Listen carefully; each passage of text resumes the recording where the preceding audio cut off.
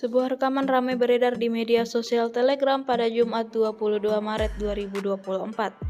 Dalam rekaman tersebut memperlihatkan detik-detik menegangkan saat terjadi kerusuhan besar, di mana sekelompok imigran gelap menerobos beberapa garis kawat berduri di perbatasan Amerika Serikat Meksiko, menghancurkan barisan Garda Nasional Texas lalu menabrak pagar. Dalam narasi unggahan tidak dijelaskan secara detail penyebab kejadian ini terjadi. Tampak dalam rekaman semua orang berlarian dan mulai menerobos wilayah perbatasan. Konflik yang melibatkan antar dua kubu ini ramai dibicarakan warganet.